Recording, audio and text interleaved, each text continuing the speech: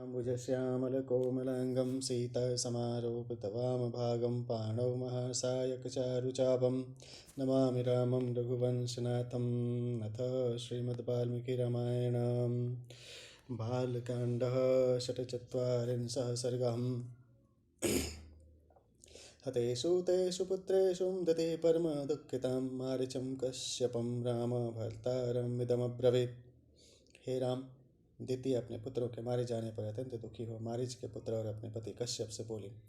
अतः पुत्रास्मि भगवंस्तवं पुत्रैर्महाबलं शक्रहन्तारमिच्छामि पुत्रं दीर्घतपोर्जितं।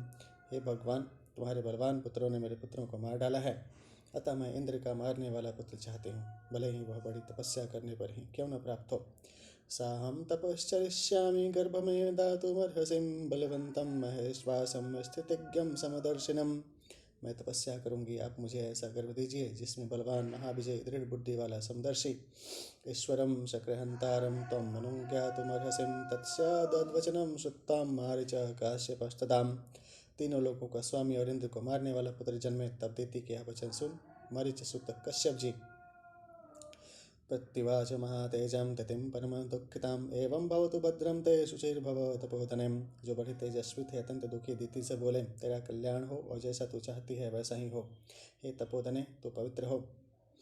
जननीष्यसि पुत्रं त्वं शक्रहन्तारमहविं पूर्णे वर्षसहस्रे त्वं शुचिर्यादि भविष्यसिं। तू ऐसा ही पुत्र जनेगी जो युद्ध में इंद्र का मारने वाला होगा, किंतु यह तभी होगा जब तू पूरे 1000 वर्ष पवित्रता से रहेगी। पुत्रं त्रैलोक्यभर्तारं मतस्त्वं जनिष्यसिं एवमुक्तं महातेजं पाणिनां सममार्जताम्। मेरे अनुग्रह से तीनों लोकों का स्वामी पुत्र तेरे उत्पन्न होगा, इस प्रकार कह और दिति को आश्वासन दे। समालभ्यं ततः स्वस्तिस्त्युक्तं स तपसे ययो गते तस्मिन् नरश्रेष्ठं दितिः परमहर्षिताम्। और उसका पेट हाथ से सुगराकर तथा उसे आशीर्वाद देकर कश्यप जी तपस्या करने चले गए। हे पुरुषोत्तम, उनके जाने से बाद दिति बहुत प्रसन्न हुई। कुशलपल्लवमासाद्यं तपस्तेपे सुदारुणं तपस्तस्यामि कुर्वन्त्यां परिचर्यां चकारहं। सहस्राक्षो नरश्रेष्ठं परया गुणसम्पदाम् अग्निं कृशान् काष्ठम् अपः फलं मूलं तथैव चं न वेदयत सहस्राक्षं यश्चान्यद्यपि कंचितं गात्रसंवहनैश्चैवं श्रमापनयनैस्तताम्। और कुशपल्लव नामक वन में जा घोर तप करने लगे। हे राम, उसको तप करते देख इंद्र बड़ी भक्ति के साथ उसकी सेवा करने लगे। अग्नि, कुश, लकड़ी, फल, मूल आदि जिन जिन वस्तुओं की दिति को आवश्यकता पड़ती, इंद्र उन्हें बड़ी विनय के साथ ला देते थे। और जब तप करने के कारण दिति का शरीर श्रांत हो जाता, तब उसका शरीर भी दबाया करते। शक्रः सर्वेषु कालेषु दितिं परिचचारः अथ वर्षसहस्रेषु दशोने रघुनंदनम। इंद्र सदा ही दिति की परिचर्या में लगे रहते थे। हे राम, इस प्रकार करते करते जब 1000 वर्ष पूरे होने में केवल 10 वर्ष बाकी रह गए, दितिः परम संप्रेतां सहस्राक्षमाथा ब्रवीत याचितेन सुरश्रेष्ठं तव पित्रा महात्मनां। वरो वर्षसहस्रान्ते मम दत्तः सुतं प्रतिं तपश्चरिन्त्यां वर्षाणि दश वीर्यवत्तां वरम् अवशिष्टानि भद्रं ते भ्रातरं द्रक्ष्यसे ततं तमहं तत्कृते पुत्रं समाध्यास्य जयोत्सुतम्। तब दिति ने इंद्र से परम हर्षित होकर कहा, हे इंद्र, तुम्हारे पिता ने मुझे मांगने पर 1000 वर्ष बीतने पर पुत्र होने का वर दिया है। सो तब करते करते अब केवल 10 वर्ष और शेष रह गए हैं। सो इसके बाद तुम अपने भाई को देखोगे। यद्यपि मैं उसे तुम्हें जीतने के लिए उत्पन्न करना चाहती हूँ। त्रैलोक्य विजयं पुत्रं सह भोक्ष्यसि विज्वरः एवमुक्ता दिति शक्रं प्राप्ते मध्यम दिवाकरें। तथापि उसके साथ तुम तीनों लोकों को विजय कर राज्य सुख भोगोगे। तुम किसी बात की चिंता मत करो। दिति ने इस प्रकार इंद्र से कहा और इतने में दोपहर हो गए। निन्द्रया पहलतां देवीं पादौ कृत्वा दशीर्षतः दृष्ट्वां तां शुचिं शक्रं पादतः कृतमूर्धजां शिरस्थाने कृतोपाद्यो जहासं च मुमोदचं तस्या शरीरविभरं विवेशं च पुरंदर। दिति को नींद आ गई और वह पैताने की ओर सिर कर उल्टी सो गई। उसको सिरहाने की ओर पैर और पैताने की ओर सिर के सोते देख, अपवित्र दशा में देख इंद्र बहुत प्रसन्न हुए और हंसे। फिर वे उसके शरीर में घुस गए। गर्भ च सप्तधा राम विवेदं परमात्मवान् विद्यमानस्ततो गर्भो व्रजेण शतपर्वणः। हे राम, धैर्यवान इंद्र ने अपने असंख्य धारों वाले वज्र से गर्भस्थ बालक के शरीर के 7 टुकड़े कर डाले। रुरोद सुस्वरं राम ततो दत्तिरबुद्धतं मारुदो मारुतश्चेतिं गर्भं शक्रो व्यभाषितम्। इस पर गर्भस्थ बालक जब रोने लगा तब दीति की नींद उचकी। इंद्र ने गर्भस्थ बालक से कहा, मत रो मत रो। विभेद च महातेजं रुदन्तम् अपि पाशवः न हन्तव्यो न हन्तव्यम् इत्येवं दितिरब्रवीत्। इंद्र रोते हुए बालक को भी पुनः काटने लगे।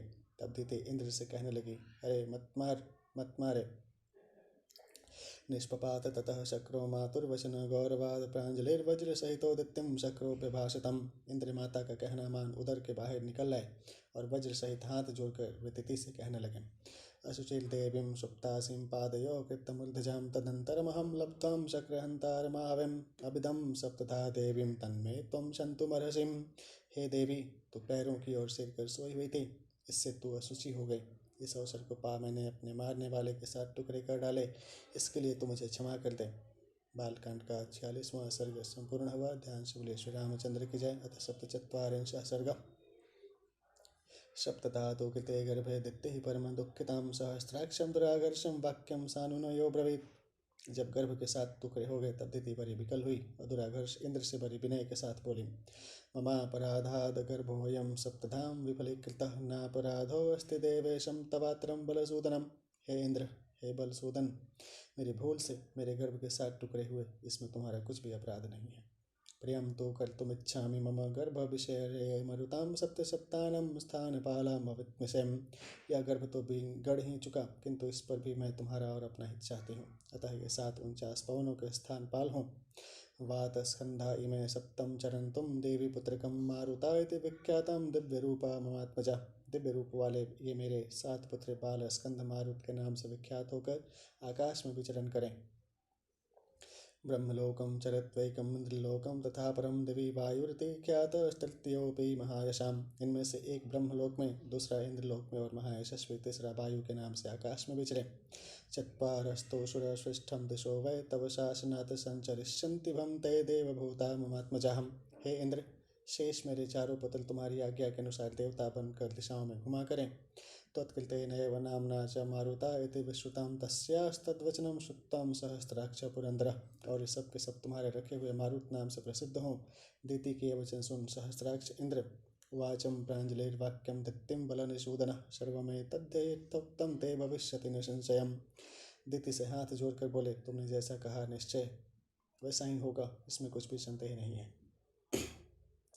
विचरिष्यन्ति भद्रं ते देवभूतास्तवात्मजाम् एवं तो निश्चयं कृतं माता पुत्रो तपोवने। तुम्हारे पुत्र देव रूप होकर विचरेंगे उस तपोवन में, इस प्रकार समझौता कर माता और पुत्र दोनों जगमो तो स्त्री देवं रामं कृतार्था वीति न श्रुतम् ऐष देश स काकुतस्थं महेन्द्राद्योषितः पुराम् दित्तिं यत्र तपः सिद्धामेवं परिचचारस इक्ष्वाकोऽस्तु नरव्याघ्रं पुत्रः परमधार्मिकः।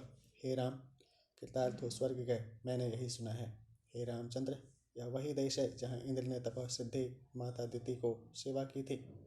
हे पुरुष सिंह, इक्ष्वाकु के परम धार्मिक पुत्र, अलम्बूसायामुत्पन्नो विशाल इति विश्रुतं तेन चासीदिह स्थाने विशाल इति पुरी कृताम्। विशाल ने जो अलम्बुसा के गर्भ से उत्पन्न हुआ था, यहाँ पर यह विशाल नगरी बसाई।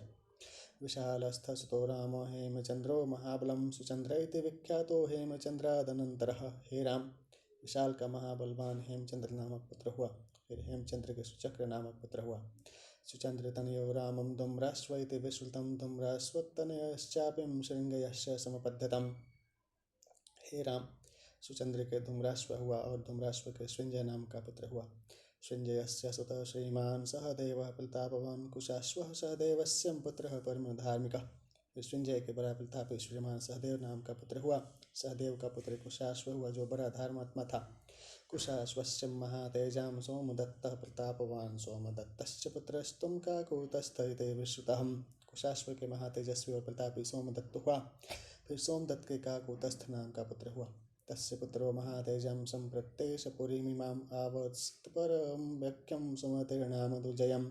उसी के महातेजस्वी परम प्रसिद्ध और दुर्जय पुत्र राजा सुमति आजकल इस विशालपुरी में राज्य करते हैं। इक्ष्वाको वस्तु प्रसादेन सर्वे वैशालिका नृपां दीर्घायुषो महात्मानो वीर्यवन्तं सुधार्मिकाम्। महाराज इक्ष्वाको की कृपा से विशालपुरी के समस्त राजा दीर्घायु महात्मा पराक्रमी तथा बड़े धर्मिष्ठ होते रहे हैं। इत्याद्यं रजनीं रामं सुखं बतस्त्यामहे वयं शवः प्रभाते नरस्वष्टं जनकं द्रष्टुमर्हसिं।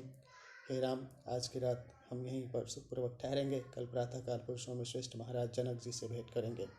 सुमतेस्तु महातेजं विश्वामित्र पुमागतं शुत्तां नरवर श्रेष्ठं मृत्युदगच्छं महायशाम। इस बीच में राजाओं में श्रेष्ठ महातेजस्वी और महायशस्वी राजा सुमति ने विश्वामित्र जी के आने का समाचार सुना और वे उनकी आगमनी को गए। पूजां च परमं कृत्तं स्वोपाध्याय स बान्धवं प्राञ्जलिः कुशलं पृष्ट्वा विश्वामित्रं यथा ब्रवीत्। उपाध्याय तथा बंधु बांधवों के साथ उनका भली भांति पूजन कर तथा हाथ जोड़कर कुशलादि पूछी। तदंतर वे विश्वामित्र जी से बोले, धन्यो अस्म्यनुगृह्योऽतोऽस्मि यस्य मे विषयं मुनिः संप्राप्तो दर्शनं चैवं नास्ति धन्यतरो मयाम्। हे मुनि, आज मैं धन्य हूँ जो आपने मेरे राज्य में पधार कर मुझे दर्शन दिए। मुझसे बढ़कर धन्य आज और कोई नहीं है। बालकांड का 47वां सर्ग संपूर्ण हुआ। ध्यान सूर्य श्री रामचंद्र की जय। तथा 84 सर्गम पृष्ट्वा तो कुशलं तत्रं परस्पर समागमं कथान्ते सुमतेर्वाक्यं व्याजहार महामुनिम। भेंट के अवसर पर परस्पर कुशल प्रश्न के अनंतर राजा सुमति ने महर्षि विश्वामित्र जी से कहा, इमो कुमारो भद्रं तदेव तुल्य पराक्रमो गज सिंह गतिं वीरो शार्दूल वृषभोपमो पद्मपत्र विशालाक्षं खड्गतोणी धनुर्धरो अश्विनाविव रूपेण समुपस्थित यौवनौ। यदृच्छयवं गां प्राप्तो देवलोकादिवामरो कथं पद्यामिहं प्राप्तो किमर्थं कस्य वा मुने। हे मुने, भगवान करे इन्हें नजर न लगे।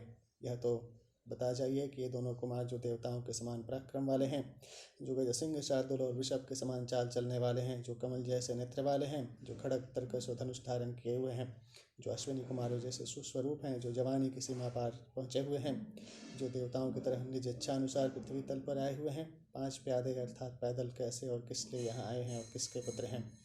नोट है, ऊपर राजा सुमति ने राजकुमारों को गज सिंह शार्दूल तथा वृषभ जैसी चाल चलने वाला बतलाया है अथवा राजकुमारों की चाल की उक्त 4 प्रसिद्ध पराक्रमी जीवों से उपमा दी है। इसका अभिप्राय यही है कि उनका आवश्यक जाना पड़ता है। श्री गोविंद राज जी लिखते हैं, गंभीर्य गमने गज तुल्यो, गांधीर्य गमन में गज के समान गति वाले। पराभिर्मनार्हने सिंह तुल्यो, दूसरों का पराभव करने को जाते समय सिंह के समय गमन करने वाले। भयंकर गमने शार्दूले तुल्यो, भयंकर चाल चलने में शार्दूल के समान। सगर्व गमने वृषभ श्वासित्यर्थम, गर्भ सहित चलने में सांड के समान। भूषयांतामिमं देशं चंद्रसूर्याभिवाम्बरं परस्परस्य सदृशो प्रमाणेन केतचेष्टितः। इन दोनों ने इस देश को वैसे ही सुशोभित किया है जैसे सूर्य और चंद्रमा आकाश को सुशोभित करते हैं। डील डॉल बातचीत और चेष्टा से दोनों समान अर्थात भाई जान पड़ते हैं। किमर्थं च नरश्रेष्ठो संप्राप्तो दुर्गमे पथिं वरायुधधरो वीरो श्रोतुमिच्छामि तत्त्वतः। ये दोनों नरश्रेष्ठ वीर श्रेष्ठ आयुधों को धारण किए हुए इस दुर्गम मार्ग में किस लिए आए हैं, मैं इनका पूरा हाल सुनना चाहता हूँ। तस्य तद्वचनं श्रुतं यथा वृत्तं न्यवेदयत सिद्ध्याश्रमनिवासं च राक्षसानां वधं तथा। सुमति के प्रश्न को सुन विश्वामित्र ने उनके राजकुमारों के सिद्धाश्रम में रहने और राक्षसों के मारने का जो वृत्तांत था सो सब कहा। विश्वामित्र वच श्रुतं राजा परमहर्षितं अतिथि परमो प्राप्तो पुत्रो दशरथस्य तम्। राजा सुमति विश्वामित्र जी के वचन सुन अत्यंत हर्षित हुए और उन दोनों दशरथ नंदनों को परम पवित्र अतिथि मान पूजयामास विधिवत्सत्कारार्हो महाबलो तथा परम सत्कारं सुमतेः प्राप्य राघवौ।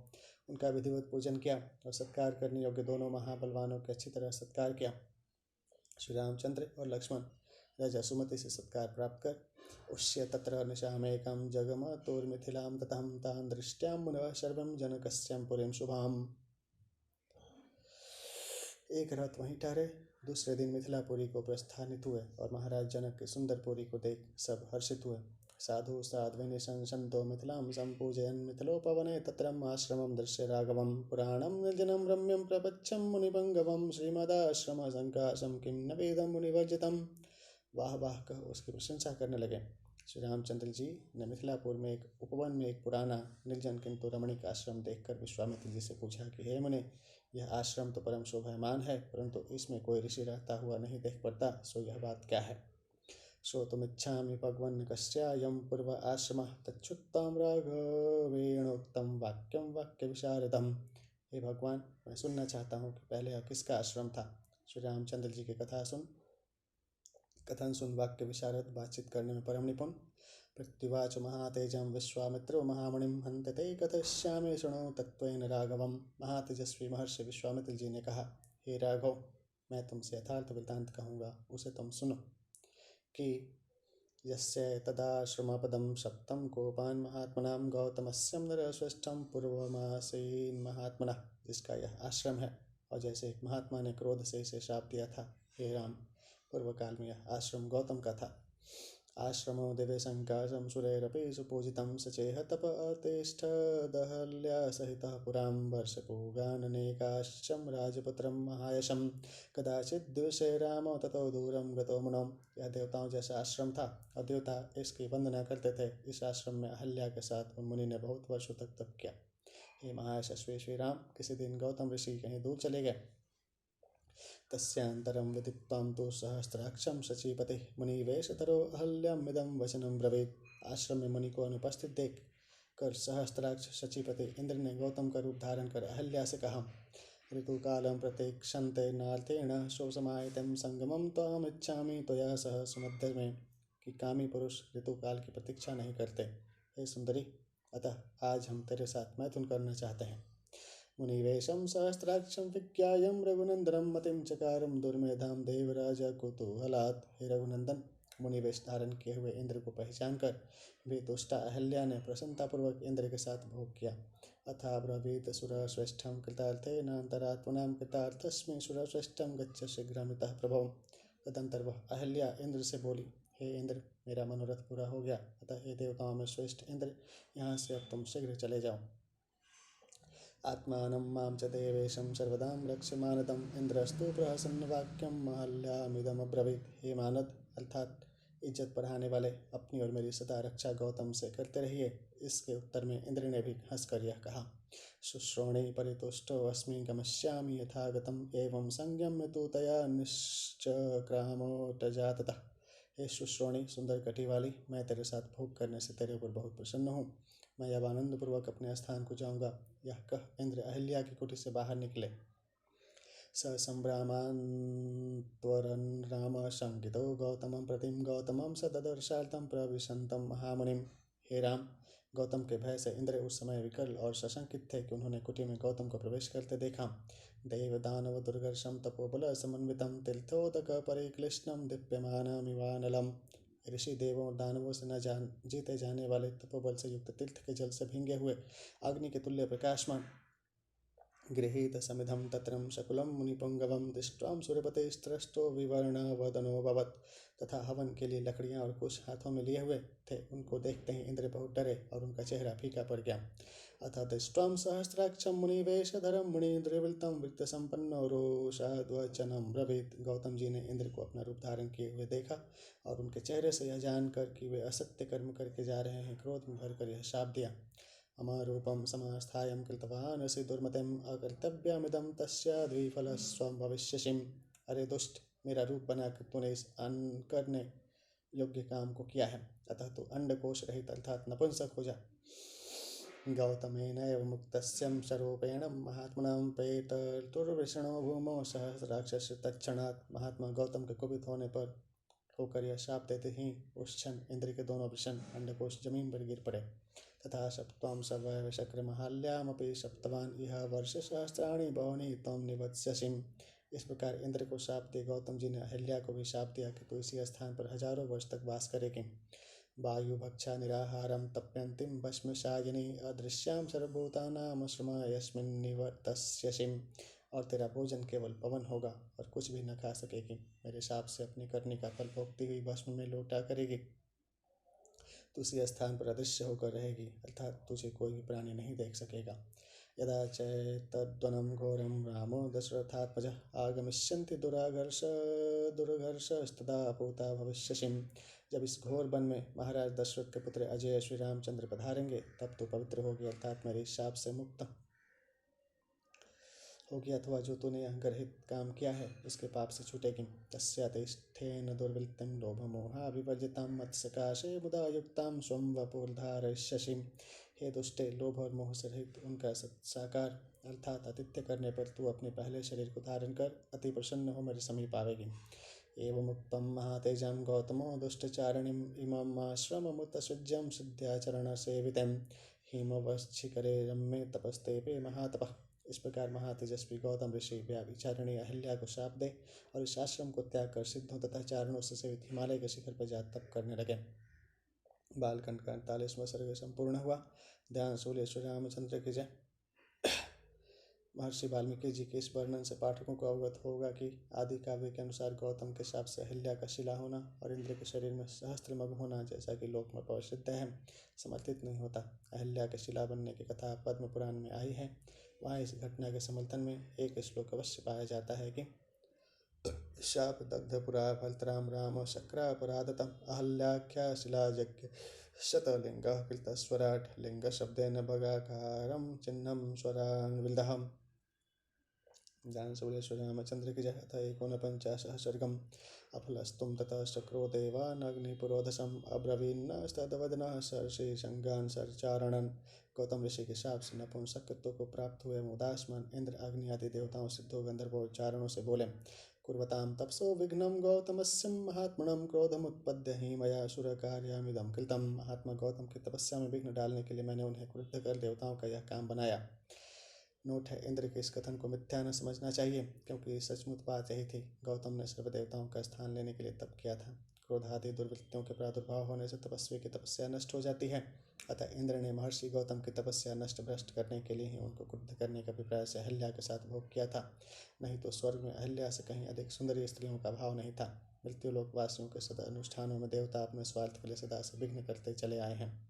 अफलोऽस्मि कृतस्तैनं क्रोधात्सां च निराकृतं शापमोक्षेण महत्तां तपस्योपहृतं मयाम्। ऋषि ने क्रुद्ध हो मुझे तो नपुंसक कर दिया और अहिल्या को शाप देकर त्याग दिया। इस प्रकार उनसे शाप दिलाकर और उनकी बड़ी तपस्या का फल हर लिया। तत्मात् सुरवरः सर्वे सर्षि संगम सचारणः सुरसाह्यकरं सर्वे सफलम कर्तुमर्हतम्। अतएव हे देवताओं, देवर्षियों, चारणों, तुम सब मेरे अच्छे होने में पुंसत्व प्राप्ति के लिए सहायता दो। शतक्रतोर्वचः सुत्तां देवाशग्नि पुरोगमः पितृदेवानुपेतयाहो सर्वे सह मरुदगणः। इंद्र के इन वाक्यों को सुन अग्नि को आगे कर पवनादि देवतागण कव्यवाहनादि पितरों के पास जाकर बोले, अयं मेष स वृषण शक्रो या वृषण कृतं मेषस्यं विष्णु गृह्यो शक्राया शुभ्रयच्छतम्। इंद्र विषण रहित हो गए हैं और तुम्हारे इस मेढे के अंधकोश हैं, अतः इनके अंडकोश उखाड़ कर इंद्र को तुरंत दे दो। अफलस्तु कृपो मेषः परां तुष्टिं प्रदास्यतिं भवत्तां हर्षणार्थे च ये च दास्यन्ति मानवाः। मेढे के अंडकोश रहित होने से तुम्हें संतुष्ट करने में कुछ उठा न रखा जाएगा। आज से जो मनुष्य वृषण रहित मेढे का यज्ञ में बलिदान कर आपको प्रसन्न करे, उनको अक्षयं हि फलं तेषां योऽयं दाशस्थ पुष्कलम् अग्नेस्तो वचना श्रुत्वां पितृदेवा समागतः। तुम लोग अक्षय एवं अनंत फल देना। अग्नि के देव के यह वचन सुनकर पितरों ने उत्पाय्यं मेष विष्णु सहस्राक्षेण वेशयन् यदा प्रवृत्तिं काकूतस्तं पितृदेवा समागतः। मेढे के वृषण निकाल कर इंद्र के लगा दिए। तब से हे रामचंद्र, पितृगण अफलान भुंजते मेषान फलैस्तेषां योजनम् इंद्रास्तु मेष विष्णस्तदा प्रभृति राघवम्। यज्ञ में अंडकोश रहित मेढे लेने लगे, क्योंकि हे राघव, मेढे के अंडकोश निकाल कर इंद्र के लगा दिए गए हैं। नोट है, एक के शरीर के अवयव निकाल कर दूसरे के शरीर में लगा देने की क्रिया शल्य क्रिया सर्जरी का विधान इस आख्यान से सिद्ध होता है कि प्राचीन है, आजकल के लोगों का नया आविष्कार नहीं है। गौतमस्य प्रभावेन तपश्च महात्मनं तदा गच्छ महातेजम् आश्रमं पुण्यकर्मणः। यह महात्मा गौतम के तप का प्रताप या फल है। इसलिए हे महातेजस्वी, अब तुम पुण्यात्मा गौतम के आश्रम पर चलो। तारेणां महाभागामहल्यां देवरूपिणीं विश्वामित्रवच सुत्तां राघवः सह लक्ष्मणः। और महाभागा अहल्या को तारिये, जिससे वह देवरूपिणी हो जाए। श्री रामचंद्र और लक्ष्मण ने विश्वामित्र जी के यह वचन सुन विश्वामित्रं पुरस्कृत्यं तमाश्रमवथाभिशत तदर्शं च महाभागं तपसां द्योति तत्प्रभाम। और उनको आगे कर गौतम ऋषि के आश्रम में प्रवेश किया। वहां जाकर देखा कि अहिल्या तप के तेज से प्रकाशित हो रही थी। लोकैरपि समागम्यं दुर्निरीक्ष्यां सुरासुरैः प्रयत्नानिर्मितां धातरां दिव्यां मायामयीमिवाम्। उसे सुर, असुर और मनुष्य कोई भी नहीं देख सकते थे, मानो ब्रह्मा जी ने अति यत्न से स्वयं अपने हाथों से उस दिव्य स्त्री के मायाविन की तरह बनाया हो। स तुषारावृतां शाभ्रां पूर्णचंद्र प्रभामिवां मध्ये अम्भसो दुराघर्षां दीप्तां सूर्य प्रभामिवा।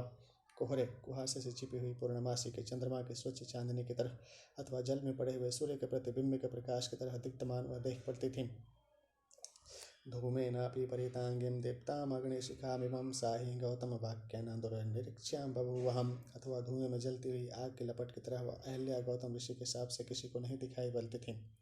त्रयाणामपि लोकानां यद्रामस्य दर्शनं शापस्यान्तमुपागम्यं तेषां दर्शनमागताम्।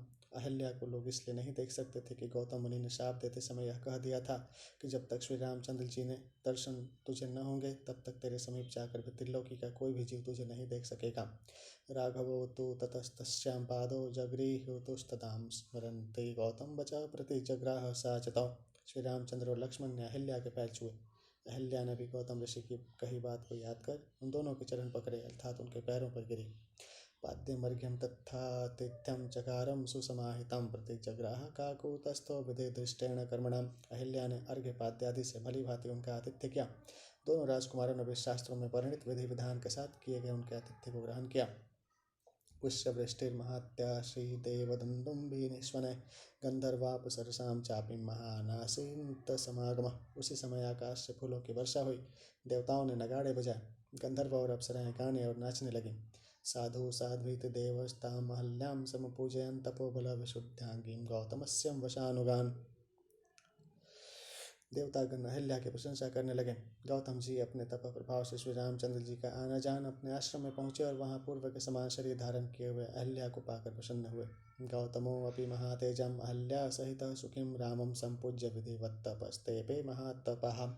अहिल्या सहित महातेजस्वी गौतम ऋषि ने प्रसन्न हो श्री राम का भली भांति पूजन किया और फिर वे उसी आश्रम में तप करने लगे। रामो अपि परमां पूजां गौतमस्य महामुनिः सकाशाद्विधिवा प्राप्यं जगाम मिथिलां ततः। तदंतर श्री रामचंद्र जी भी महर्षि गौतम से विधिवत पूजा ग्रहण कर मिथिलापुरी में गए। बालकांड का 49वां सर्ग संपूर्ण हुआ। ध्यान से बोले श्री रामचंद्र की जय। अथ 50 सर्गम। ततः प्रागोत्तरां गत्वां राम सौमित्रिणां सहं विश्वामित्रं पुरस्कृतं यज्ञवाटमुपागमत्। तब विश्वामित्र जी को आगे कर श्री रामचंद्र जी लक्ष्मण सहित ईशान कोश की ओर चलकर महाराज की यज्ञशाला में पहुँचे। रामस्तु मुनिसादुलं वाचम सह लक्ष्मणं साध्वीं यज्ञ समृद्धिरहं जनकस्य महात्मनः। दोनों राजकुमारों ने पुरी और यज्ञशाला की सजावट देखकर विश्वामित्र जी से कहा, महात्मा जनक की यज्ञ की तैयारी तो बड़ी अच्छी है। बहूनिहं सहस्राणि नाना देश निवासिनां ब्राह्मणानां महाभागं वेदाध्ययनशालिनां। ये महाभाग देखिए, वेदाध्ययनशालिनी नाना देशों के रहने वाले हजारों ब्राह्मण यहाँ देख पड़ते हैं। ऋषिवाटाश्च दृश्यन्ते शकटे शतशङ्कुलां देशो विधीयतां ब्रह्मण्यत्र वृत्स्यामहे वयम्। ऋषियों के आवास स्थान में सैकड़ों उनका समान होने वाले बछड़े देख पड़ते हैं।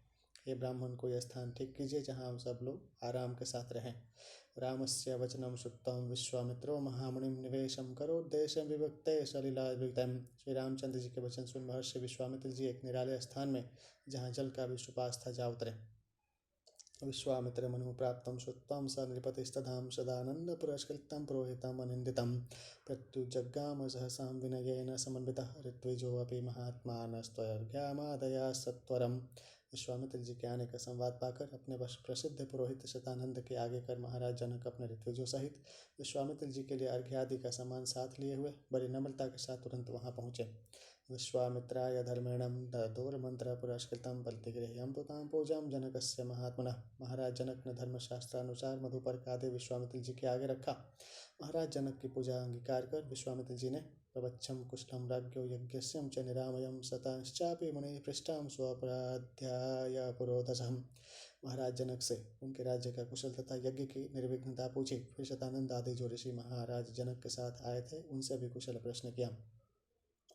यथा न्यायं ततः सर्वे समागच्छत प्रहृष्टवत्। अथ राजा मुनिश्रेष्ठं कृतांजलिरभाषितम्। और प्रसन्न हो सबसे मिले भेंटे। तब राजा जनक हो हाथ जोड़कर विश्वामित्र जी से बोले, आसने भगवानास्तां सहैर्भिर्मुनिपुंगवै जनकस्यं वचा श्रुत्वां ऋषिसाद महामुनिम्। महाराज आप और अन्य ऋषि प्रवर आसनों पर विराजें। यह सुन विश्वामित्र जी अन्य ऋषियों के सहित आसन पर बैठे। पुरोधाम ऋतुजश्चैवं राजा च सह मंत्रिभिः आसनेषु यथा न्यायमुपविष्टान् समन्ततः। तदंतर राजा जनक भी अपने पुरोहित ऋत्विजों और मंत्रियों के साथ उचित स्थान पर आसनों पर बैठे। राजा जनक बीच में थे और अन्य सब उनके चारों ओर बैठे हुए थे। दृष्ट्वा स नृपतिस्तत्रं विश्वामित्रम् अथाब्रवीत् अथ यज्ञसमुद्धर्म्य सफलां देवतया कृतां। सब लोगों को यथास्थान बैठा देख महाराज जनक विश्वामित्र जी से बोले, आज देवताओं के अनुग्रह से मेरे यज्ञ में जो कमी थी वह पूरी हुई। अद्य यज्ञफलं प्राप्तं भगवदर्शनान्वितां धन्योऽस्म्यनुगृहीतोऽस्मि यस्य मे मुनिपुङ्गवः यज्ञोपसदनं ब्राह्मण प्राप्तोऽसि मुनिभिः सहं द्वादशाहं तु ब्रह्मर्षि समाहुर्मनीषिणः। हे भगवान, आज आपके दर्शन प्राप्त कर मुझे यज्ञ का फल मिल गया। आपके मुनि सहित यज्ञशाला में पधारने से मैं आज धन्य और अनुग्रहित हुआ। हे ब्रह्मर्षि, ऋत्विज लोग कहते हैं कि अब केवल 12 दिन और यज्ञ पूरे करने के लिए रह गए हैं। तो भागीरथिनो देव्यांद्रमहर्षि कौशिकम इत्युक्ता मुनिशातुरम प्रहिष्टवदनस्तदां। तदंतर यज्ञ भाग लेने के लिए देवता आवेंगे। हे कौशिकी, आप उनको देखेंगे। विश्वामित्र जी से यह कहकर राजा जनक प्रसन्न हुए। पुनस्तं परिप्रच्छं परांजलिं प्रयतो नृपम इमो कुमारो भद्रम तदेव तुल्य पराक्रमो। और हाथ जोड़कर वे फिर बोले, आपके आशीर्वाद से इन कुमारों का कल्याण हो, अर्थात डीठ इन्हें न लगे। यह तो बतलाइए कि दोनों कुमार जो देवताओं के समान पराक्रमी हैं। गजसिंह गति वीरो शातुल वृषभोपम पद्मपत्र विशालाक्षम खड्गतोणीरधरधरम। गजसिंह शार्दुल तथा वृषभ के समान चाल चलने वाले, वीर कमल जैसे नेत्र वाले, खड़ग तरकश और धनुष्धारी, अश्विनाविव रूपेणम समुपस्थित यौवनौ यदृच्छैव गां प्राप्तो देवलोकाधिवामरः। सौंदर्य में अश्विनी कुमारों जैसे युवावस्था को प्राप्त, अर्थात जवान स्वेच्छापूर्वक देवताओं की तरह स्वर्ग से पृथ्वी पर उतरे हुए हैं। कथम पद्मयमिहं प्राप्तो किमर्थं कस्य वा मुने पुंडरीका विशालाक्षो वयायुधधरो भौम। क्यों और किस लिए पैदल यहाँ आए हैं और किसके पुत्र हैं? इनके विशाल एवं कमल सदृश नेत्र हैं, श्रेष्ठ आयुध धारण किए हुए हैं। अबध्य गोधांगुलित्राणो खड्गवंतो महादुतिम काकपक्षधरो वीरो कुमारा विव पावकिम। गोह के दस्ताने हाथों में पहने हुए हैं, तलवारें भी लिए हुए हैं, बड़ी धोती वाले हैं, काक के पक्ष रखे हुए हैं, कार्तिकेय के समान वीर हैं। रूपे तारे गुणे पुंसां दृष्टि चित्तापहारणो प्रकाश्यम कुलमस्माकं मामुद्धतुमयागतौ। रूप और उदारता आदि गुणों से मनुष्य के मन को हरने वाले हैं। हमारे कुल को उजागर करके हमारा उद्धार करके यहाँ आए हैं। भूषयन्तामिमं देशं चंद्रसूर्याभिमाम्बरं परस्परस्यं सदृशो प्रमाणेन। इस देश को ऐसा भूषित कर रहे हैं जैसे सूर्य और चंद्र आकाश को भूषित कर रहे हैं। डील डोल चाल ढाल चेष्ट से दोनों भाई जान पड़ते हैं। कस्य पुत्रो मुनिश्रेष्ठं श्रोतुमिच्छामि तत्त्वतं तस्य तद्वचनं श्रुत्वा जनकस्य महात्मनः। हे मुनिवर, बतलाइए ये दोनों किनके पुत्र हैं? मैं इनका यथार्थ वृत्तांत सुनना चाहता हूँ। राजा जनक के ये वचन सुन न्यावेदयन् महात्मानो पुत्रो दशरथस्य तव सिद्ध्याश्रमनिवासं च राक्षसानां वधं तथा। विश्वामित्र जी कहने लगे कि दोनों महाराज दशरथ के राजकुमार हैं। फिर विश्वामित्र जी ने दोनों राजकुमारों को सिद्धाश्रम में रहने का, वहाँ राक्षसों का वध करने, तच्चागमनं व्यग्रं विशालायश्च दर्शनम् अहल्या दर्शनं चैवं गौतमेनं समागमम्।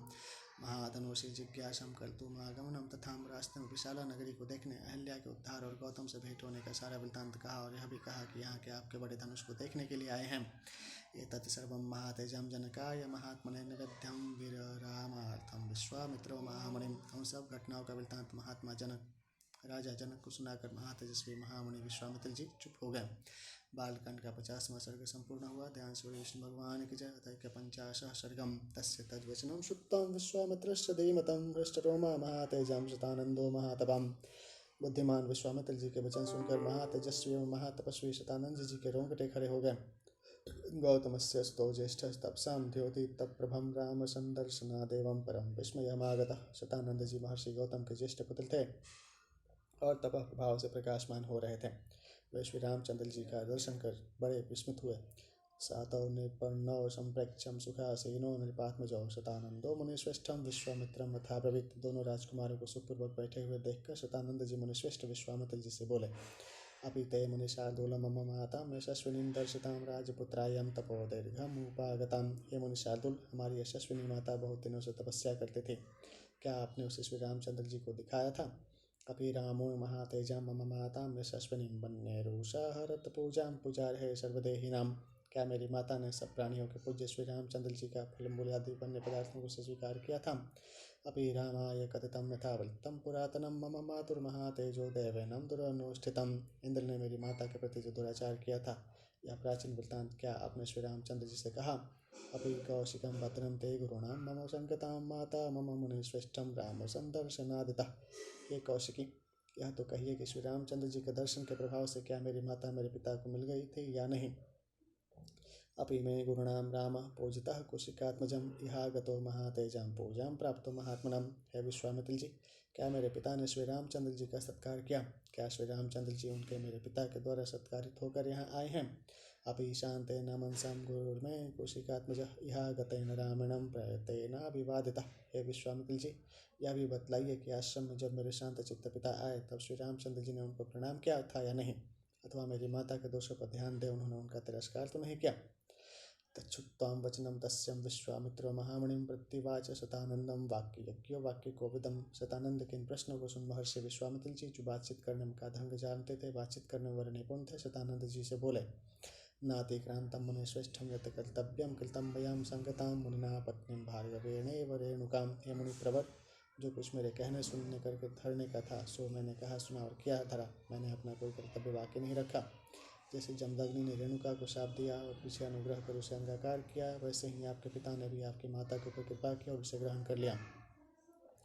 तच्छ्रुत्वां वचनं तस्यं विश्वामित्रस्य धीमतं शतानंदो महातेजं रामं वचनं ब्रवीत। हे बुद्धिमान विश्वामित्र जी के इस उत्तर को सुन महातेजस्वी शतानंद जी श्री रामचंद्र जी से बोले, स्वागतम ते नरश्रेष्ठं दृष्टव्यां प्राप्तोऽसि राघवं विश्वामित्रं पुरस्कृतं महर्षिं पराजितं। हे पुरुषोत्तम, आपका आना शुभप्रद हो, यह बड़े भाग्य की बात है जो आप विश्वामित्र जी के साथ मेरे पिता के आश्रम में पधारे और मेरी माता का उद्धार किया। इन महर्षि विश्वामित्र जी की कहीं तक प्रशंसा की जाए, इनका सैकड़ों ऋषि सम्मान करते हैं।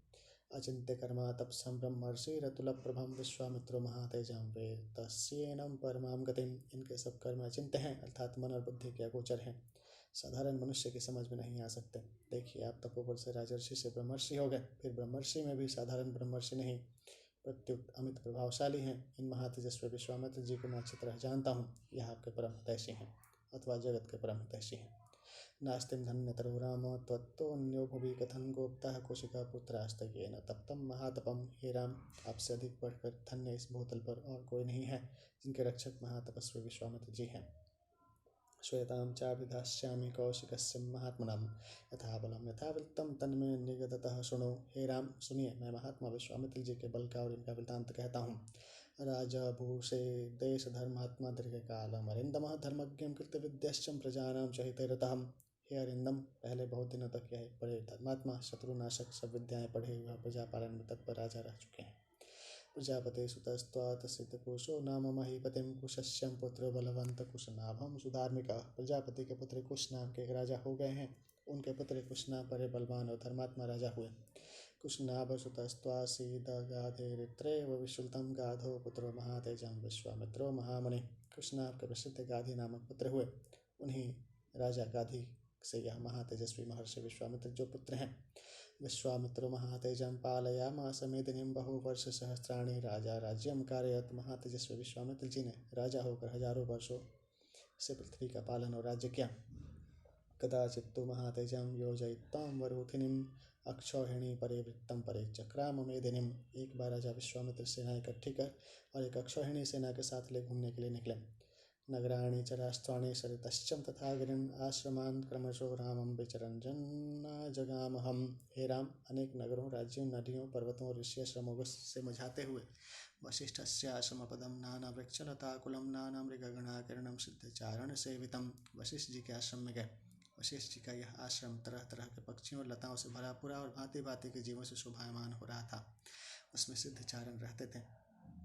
देवदानव गंधर्वै किन्नरै रूपशोभितं प्रसन्नता हरिणा किरणं तेजशंकनिपोवितं। देवदानव गंधर्व किन्नर भी उसकी शोभा बढ़ाते थे। वह शांत स्वभाव हिरणों से भरा पूरा था और ब्राह्मण गण भी वहाँ वास करते थे। ब्रह्मर्षि गण संकीर्णं देवर्षि गण सेवितं तपश्चरण संसिद्धैरग्निकल्पैर्महात्मा भीम। उसमें ब्रह्मर्षि और देवर्षि भी वास करते थे। तपश्चर्या से वे अग्नि के समान दीप्यमान थे। सततं संकुलं श्रीमद्ब्रह्मकल्पैर्महात्मभिम् अव्यक्षैर्बाहुपक्षैश्चं शीर्णपर्वाशनैस्तथां। वह आश्रम सदैव ब्रह्मा के समान वेदों की शाखाओं का विभाग करने वाले और महात्माओं से सदा भरा रहता था।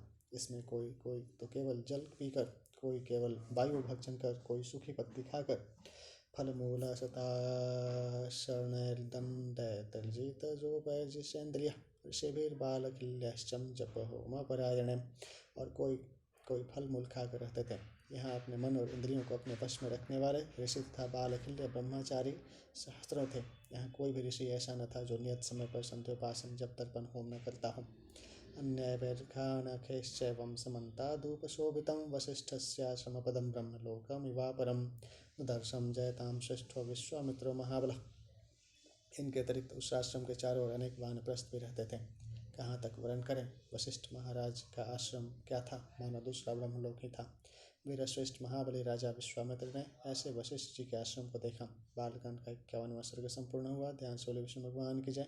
अथ द्विपंचाशः सर्गम सदृष्ट्वां परमप्रीतो विश्वामित्रो महाबलं प्रणम्यं वदनाभिरो वसिष्ठं जपतान्वरम्। ऐसे आश्रम को देख महाबलवान राजा विश्वामित्र बहुत प्रसन्न हुए और जप करने वालों में श्रेष्ठ वशिष्ठ जी का विनय सहित प्रणाम किया। स्वागतम तव चेत युक्तो वसिष्ठेन महात्मनाम आसनम चास्य भगवान वसिष्ठो व्याधिदेशहम्। वशिष्ठ जी ने विश्वामित्र जी का स्वागत कर अथवा यह कहकर आप बहुत अच्छे आए, बैठने के लिए आसन दिया। उपविष्टाय च तथा विश्वामित्राय धीमते यथा न्यायं मुनिव्रः फलमूलान्युपहारतम्। जब बुद्धिमान विश्वामित्र जी आसन पर बैठ गए तब वशिष्ठ जी ने फल मूल जो वहाँ उस समय मौजूद थे विश्वामित्र को भोजन के लिए दिए। प्रतिगृह्यं चतां पूजं वसिष्ठाद्रज सत्तमः तपोऽग्निहोत्र शिष्येषु कुशलं पर्यपृच्छतम्। इस प्रकार वशिष्ठ जी का सत्कार ग्रहण कर नृपश्रेष्ठ विश्वामित्र जी ने वशिष्ठ जी से तप अग्निहोत्र और शिष्य संबंधी कुशल प्रश्न किया। विश्वामित्रो महातेजं वनस्पति गणे तथा सर्वत्र कुशलम चाहम वसिष्ठो राजसत्तमम्। वशिष्ठ जी ने इसके उत्तर में सर्वत्र और सबका यहाँ तक कि पेड़ों तक का कुशल है वशिष्ठ विश्वामित्र जी से कहा। सुखोपविष्टम राजानम विश्वामित्रम महातपम प्रपच्छम जपताम श्रेष्ठो वशिष्ठो ब्रह्मणा सुतम। सुख से बैठे हुए राजा विश्वामित्र जी से महामुनि तपस्वियों में श्रेष्ठ ब्रह्मा जी के पुत्र वशिष्ठ जी ने पूछा। क्वचिते कुशलम राजन कचिद्रधर्मेण रजयनम प्रजापालयसे वीरम राजवृत्तेन धार्मिकम। हे राजन, आपके यहाँ तो कुशल हैं, आप धर्मपूर्वक प्रजा को प्रसन्न रखते हैं और राजवृत्ति से प्रजा का पालन तो करते हैं। शास्त्रकारों ने राजवृत्ति 4 प्रकार की कही है। यथा न्याये नाजनमर्थस्यं वर्धनं पालनं तथा सत्यपात्रप्रतिष्ठितं राजवृत्तं चतुर्विधम्। अर्थात न्यायपूर्वक धन को उपार्जित करना, न्यायपूर्वक उसको बढ़ाना, न्यायपूर्वक उसकी रक्षा करना और जो सत्पात्र व अच्छे लोग हों उनको दान देना। क्वचिते संवृतां वृत्तं क्वचित तिष्ठन्ति शासने क्वचिते विजितः सर्वे ऋषवो रिपुसूदनम्। राज्य के कर्मचारी के वेतन तो नियत समय पर दे दिया करते हैं, आपकी प्रजा आपके कहने में चलती है। हे राजन, आपने अपने सब शत्रुओं को जीत तो लिया है। क्वचित लेषु कोशेषु मित्रेषु च परन्तपं कुशलं ते नरव्याघ्रं पुत्र पौत्रे तवानधम्। हे नरव्याघ्र, हे अनध, आपकी सेना, धनागार, मित्र, पुत्र, पौत्रादि सब कुशल पूर्वक तो हैं। सर्वत्र कुशलं राजा वसिष्ठं प्रत्युदाहरत। विश्वामित्रो महातेजं वसिष्ठं विनयान्वितः। राजा विश्वामित्र जी इन प्रश्नों के उत्तर में वशिष्ठ जी से विनयपूर्वक बोले कि सब कुशल हैं। कृतो भो सुचिरं कालं धार्मिष्ठो ताम कथा शुभम मुदा परमया युक्तो प्लीते ताम तय परस्परम। तदंतर वे दोनों बहुत देर तक प्रेम पूर्वक तरह तरह की बातें और कथाएं कह सुनकर एक दूसरे को प्रसन्न करते रहे। ततो वसिष्ठो भगवान कथान्ते रघुनंदनम विश्वामित्रमिदं वाक्यमुवाचं प्रहसन्निवः। हे रघुनंदन, जब विश्वामित्र जी बातचीत कर चुके तब वशिष्ठ जी ने मुस्कुराकर विश्वामित्र जी से कहा। आतिथ्यं कर्तुमिच्छामि बलस्यास्य महाबलं तव चैवाप्रमेयस्य यथार्हं सम्प्रतीक्षमे। हे राजन, यद्यपि आपके साथ बहुत बड़ी भीड़ है तथापि मेरी इच्छा है कि यदि आप स्वीकार करें तो सेना सहित आप सबकी मैं मेहमानदारी यानी आतिथ्य करूँ। सत्क्रियां तो भवानेतां प्रतीक्षत्तु मयोध्यतां राजां त्वमतिथि श्रेष्ठं पूजनीयं प्रयत्नतः। क्योंकि हे राजन, आप राजा होने के कारण अतिथि श्रेष्ठ हैं, अतः आपका आतिथ्य प्रयत्नपूर्वक करना ही उचित है। अतः मुझसे जो कुछ आतिथ्य बन पड़े उसे आप प्रसन्नतापूर्वक अंगीकार करें। एवमुक्तो वसिष्ठेनं विश्वामित्रो महामतिं कृतमित्याब्रवीदाज पूजावाक्येन मे त्वयाम्। वशिष्ठ जी के इस प्रकार कहने पर राजा विश्वामित्र कहने लगे, हे भगवान, आपके इन आदरपूर्वक कहे हुए वचनों से ही मेरा तो आतिथ्य हो चुका। फलमूलेनं भगवान विद्यते यथा वा यत्तवाश्रमे पाद्येन च मनीयनं भगवद्दर्शनेन च। इसके अतिरिक्त फल मूल विमल जल जो आपके आश्रम में उपस्थित थे उनसे तथा विशेषकर आपके दर्शन से मेरा आतिथ्य हो चुका। सर्वथां च महाप्राज्ञं पूजार्हेणं सुपूजितं गमिष्यामि नमस्तेस्तु मैत्रेणेक्षेष्व चक्षुषां। हे महाप्राज्ञ, उचित तो यह था कि मैं आपकी पूजा करता हूँ, प्रत्युतः आपने मेरा सत्कार किया। मैं अब आपको प्रणाम करता हूँ और अपने डेरे को जाता हूँ। मेरे ऊपर सदा कृपा दृष्टि बनाए रखिएगा। एवं ब्रुवन्तं राजानं वसिष्ठः पुनरेवहिन्यामत्र यथा धर्मात्मा पुनः पुनरुदारधे। राजा विश्वामित्र के इस प्रकार निषेध पूर्वक कहने पर भी उदार मना वशिष्ठ जी ने न्योता स्वीकार करने के लिए राजा से बार बार आग्रह किया। बाढ़मित्येव गाधो यो वसिष्ठं प्रत्युवाचहं यथा प्रियं भगवतस्तथास्तु मुनिसत्तमः। तब विश्वामित्र ने कहा, बहुत अच्छा, आप जिससे प्रसन्न रहें वही ठीक है, अथवा आप मुझ पर प्रसन्न बने रहें, मुझे वही करना चाहिए। एवमुक्तो महातेजं वसिष्ठो जपताम्बरः आजुहाव ततः प्रेतं कल्मषीं धूर्तकल्मषः। जब विश्वामित्र ने ऐसा कहा अर्थात वशिष्ठ जी का न्योता मान लिया, तब मुनिश्रेष्ठ वशिष्ठ जी ने अपनी प्यारी चित्कबरी कामधेनु को बुलाया। ये है हिम सबले क्षिप्रम शृणु चापि वचो मम सबलस्य राजर्षे कलितो व्यवसितोस्म्यहम्। और उनसे कहा, हे सबले, यहाँ आओ और जो मैं कहता हूँ उसे सुनो। मैं सेना सहित राजर्षि विश्वामित्र की पहुनाई करना चाहता हूँ। भोजनेनं महर्षे महार्हेणं सत्कारं संविदस्तमे यस्य यथा कामं षडशे स्वभिपूजितं तत्सर्वं कामतो क्षिप्रमभिवर्षं कृते मम। अतः मेरे कहने से तू अच्छे अच्छे भोजन से इनकी अच्छी तरह सत्कार कर। षट रसों के पदार्थों में से जो जिस जिस रस का पदार्थ चाहे उसे वही पहुँचना चाहिए, क्योंकि तुम कामधेनु ठहरी, क्या तुम नहीं दे सकते? रसेनानेन पाणेनं लेह्यचोष्येण संयुतम् अन्नानां निचयं सर्वं सृजस्वं सबरेत्वरः। हे सबले, तू 6 प्रकार के खाद्य पदार्थों के जैसे भक्ष्य भोज्य लेह चोष्य पेय और खाद्य व्यंजनों के ढेर तुरंत लगा दे। बालकांड का 52वां सर्ग संपूर्ण हुआ। ध्यान सूली विष्णु भगवान की जय। अथ 53 सर्गम। एवं मुक्तां बलेष्ठेनं सबलां शत्रुशोधनं विदधे कामतो कामान यस्यं यशयथेप्सितम्। वशिष्ठ जी के इस प्रकार कहने पर सबला ने जिसको जो वस्तु अपेक्षित थी उसे वही पहुँचा दी। इक्षुन्बंधो सथालाजान्मये नैरेयाश्चं वरासवान् पानानि च महार्हाणि भक्ष्याश्चोचचावचां तथां। खाने के लिए के रस यानी शक्कर की बनी अनेक प्रकार की मिठाइयाँ, शहद, धान के लावा, पीने के लिए मदिरा तथा तरह तरह के उत्तम आसन प्रस्तुत किए। उष्णाढ्यस्योदनस्यात्रं राशयः पर्वतोपमा मृष्टान्नानि च सूपाश्चं दधि कुल्यास्तथैव च नानास्वादुरसानां च षडशाणां तथैव च भोजनानि सुपूर्णानि गौडानि च सहस्रशः। गर्मा गर्म भात के पर्वताकार ढेर लगा दिए। खीर, कढ़ी, दही, बरा आदि तरह तरह के स्वादिष्ट षड रसात्मक हजारों पदार्थ और गुड़ की मिठाइयाँ प्रस्तुत कर दें। सर्वमासीत सुसंतुष्टं हृष्टपुष्टं जनायुतं विश्वामित्र बलम रामं वसिष्ठेनाभितर्पितम्। इन सब पदार्थों को खा पी कर और आदर सत्कार से विश्वामित्र के साथ के सब लोग अच्छी तरह तृप्त हुए और अत्यानंदित हुए। हे राम, वशिष्ठ जी ने विश्वामित्र जी के साथी संगियों को भली भांति तृप्त कर दिया। विश्वामित्रो अपि राजर्षि हृष्टः पुरिष्टः तथा भवत् शान्तः पूर्ववरो राजा ब्राह्मण पुरोहितः। राजर्षि विश्वामित्र जी भी अपने पुरोहित, मंत्री, दीवान सबके साथ अपूर्व पदार्थ भोजन कर तथा महर्षि के आदर सत्कार से बहुत प्रसन्न हुए।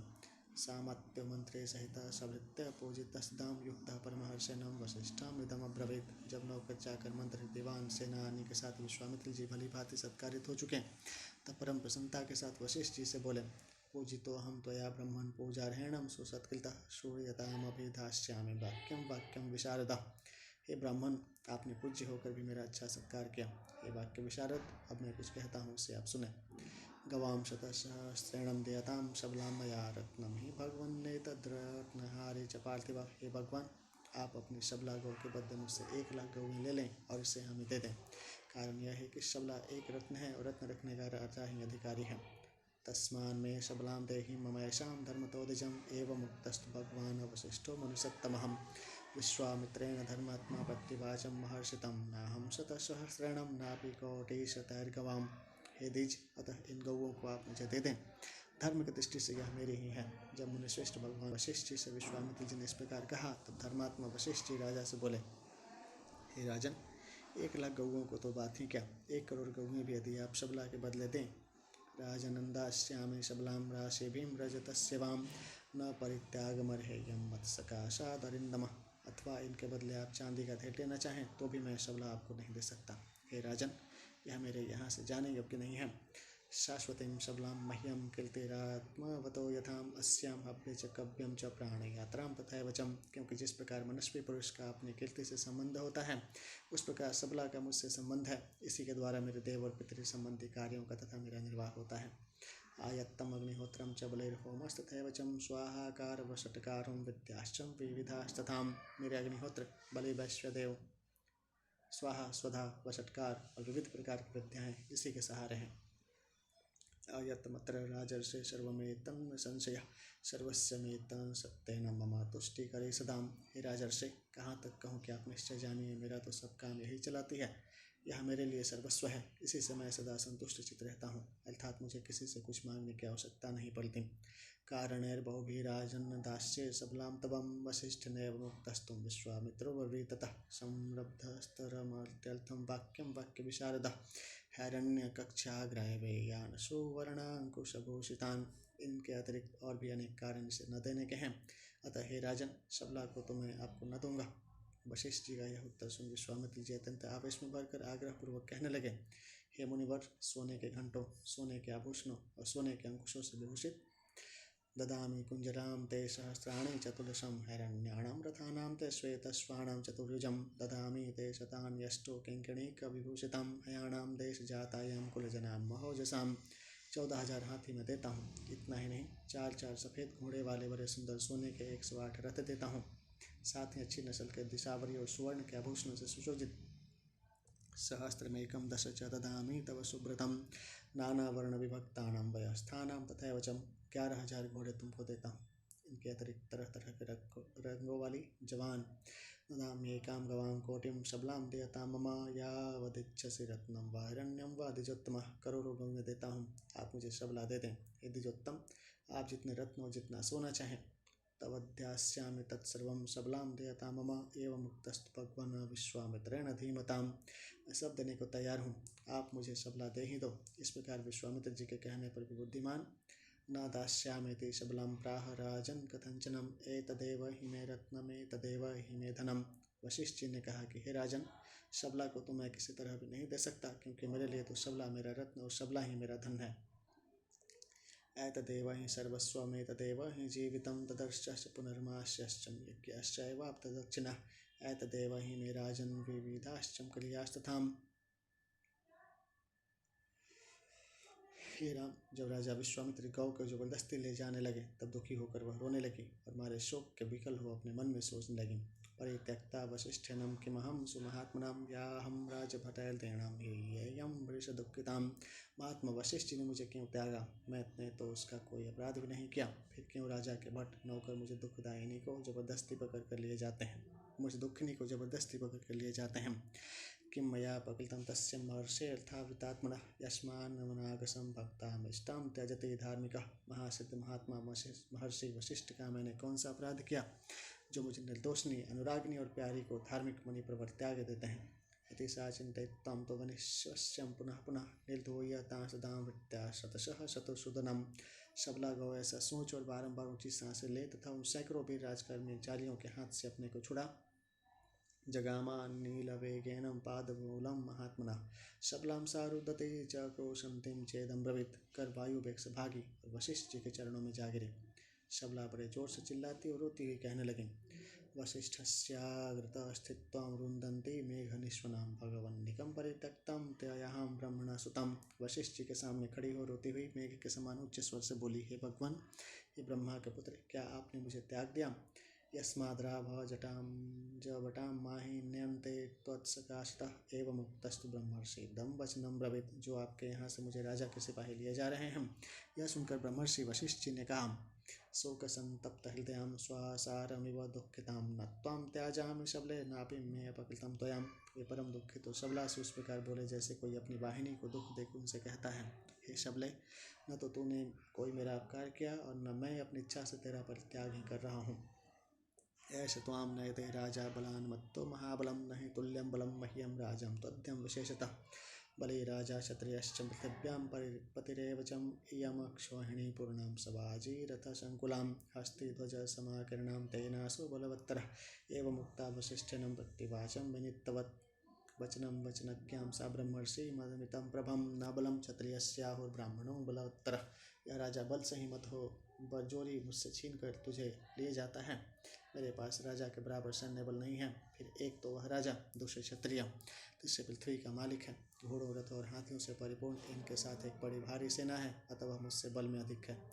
वशिष्ठ जी के यह कहने पर वार्तालाप में चतुर, उत्तर में वह सबला अमित प्रभाव वाले ब्रह्मर्षि वशिष्ठ जी से बोले कि हे ब्रह्मर्षि, ब्राह्मणों के बल के सामने क्षत्रियों का बल तुच्छ है। ब्रह्मण्य ब्रह्म बलम दिव्यम छत्रातुम बलवत्तरम अप्रमेय बलम तुभ्यम न त्वया बलवत्तर। हे ब्राह्मण, क्योंकि ब्राह्मणों का बल दिव्य अर्थात तपस्या का बल होता है, अतः छात्र बल शारीरिक बल से वह बहुत अधिक है। आप में अतिरिक्त बल है, वह अर्थात क्षत्रिय राजा बल में आपका सामना नहीं कर सकता।